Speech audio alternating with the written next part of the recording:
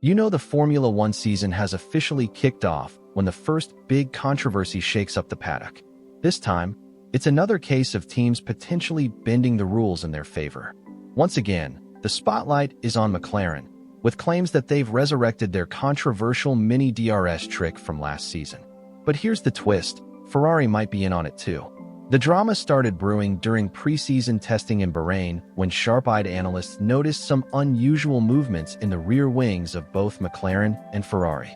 This immediately triggered alarm bells, as it closely resembled last year's controversy, where McLaren was suspected of using a flexible wing design to gain a straight-line speed advantage. But now, Ferrari seems to have adopted the same concept, and Red Bull is not happy about it. During last week's testing, Ferrari team principal Fred Vasseur and Red Bull's Christian Horner, two people rarely on the same page, found common ground in praising the FIA's efforts to clarify flexible front wing regulations. However, just when that issue seemed to be closing, new onboard footage emerged, raising fresh concerns about what's happening at the rear of McLaren and Ferrari's cars. One unnamed team principal, who is undoubtedly keeping a close eye on this, spoke to the media about possible rule violations. From what we've seen in the footage, some of the rear wings appear to be quite flexible. It's something we're closely monitoring. And by some of the rear wings, they pretty much mean Ferrari and McLaren. This whole Mini DRS saga first emerged last season when McLaren was accused of using a mechanism that increased the slot gap in their rear wing at high speeds, effectively acting as a secondary drag reduction system, DRS. This clever trick allowed their car to cut through the air with less resistance, boosting straight-line speed. It was an effective workaround, until rival teams noticed and reported it to the FIA, forcing McLaren to modify their design. Now, it appears history is repeating itself. Reports suggest that both Ferrari and McLaren may have discovered a method to slightly rotate their entire rear wing structure under aerodynamic load, achieving a similar effect. Red Bull's technical director Pierre Wache remains skeptical that the issue was ever fully addressed, stating, "It's still happening. I believe Ferrari and McLaren are still using the Mini DRS technique." The thing is, preseason testing isn't subject to full FIA compliance checks, so teams can experiment with the limits without facing immediate consequences.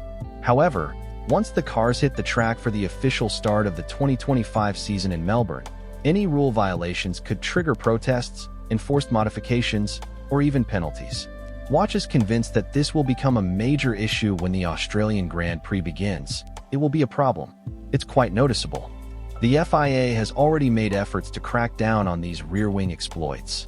After McLaren's controversial rear-wing design made headlines at the 2024 Azerbaijan Grand Prix, the governing body introduced key regulatory changes. The allowed slot gap width was reduced from 10 to 15 mm to 9.4 to 13 mm, while the maximum DRS opening remained capped at 85 mm. Additionally, a new rule was introduced stating that the DRS bodywork must remain either fully open or fully closed, eliminating any chance of gradual flexing. In simple terms, the DRS now has to be binary. It's either on or off. Article March 10th. 10 of the F1 technical regulations makes this crystal clear. Except in the case of a DRS failure or transitioning between positions, the DRS bodywork must have only two settings, with the position remaining identical before and after each deployment. The transition time between states must also be under 400 milliseconds. On top of this, the FIA introduced further reinforcements under Article 3.10, specifically targeting flexible wing designs. But if Ferrari and McLaren have truly found a loophole, things could escalate quickly. If we revisit last year's McLaren incident, the trick involved how the rear wing responded under aerodynamic forces. Normally, every car has a gap between its rear wing flaps when the DRS is closed, which must stay within the regulated 10 to 15 mm range. However, McLaren's wing had a unique design that allowed it to flex slightly, effectively widening this gap at high speeds, mimicking the function of DRS even when it wasn't activated. The current suspicions surrounding Ferrari and McLaren stem from a similar principle. Observations suggest that their rear wings might be mounted in a way that allows the entire structure to tilt backwards slightly under high-speed aerodynamic load, unintentionally creating a DRS-like effect. This would explain why their slot gap appears more pronounced compared to other teams. A closer analysis of their design reveals that while most teams have a slight curvature leading up to the rear wing, McLaren and Ferrari's wings appear almost flat at certain angles. This could allow the slot gap to open more vertically rather than at an angle, potentially serving as their secret weapon for squeezing out extra straight-line speed. With the first race of the season fast approaching, all eyes will be on the FIA to see if they take action against McLaren and Ferrari. If rival teams formally protest in Melbourne, a full-scale investigation and potential rule clarifications could follow, much like last year's scenario. McLaren has already navigated this situation once before, and after making adjustments to comply with FIA regulations, they are fully aware of the risks involved. As for Ferrari, this wouldn't be their first time dealing with a technical controversy, and it likely won't be their last. Red Bull was widely expected to be the team to expose this issue, and given their recent performance, which hasn't been as dominant as before, it's easy to see why. After years of leading the grid, they might actually be feeling the pressure for the first time. Max Verstappen wrapped up pre-season testing in Bahrain with mixed emotions, acknowledging that there's still work to be done before the season opener. His new teammate, Liam Lawson, took on extra test laps the day before Verstappen got behind the wheel for the final round of testing in the Secure Desert, pushing the RB21 to its limits. By the end of the session, the reigning four-time world champion clocked the second fastest time, just 0.021 seconds behind Mercedes' George Russell after completing 81 laps. Reflecting on the session, Verstappen said, "I think we had a decent day today. There were a few minor issues, but overall, we got through most of what we needed to." While finishing second in testing isn't necessarily a disaster, Verstappen wasn't exactly celebrating.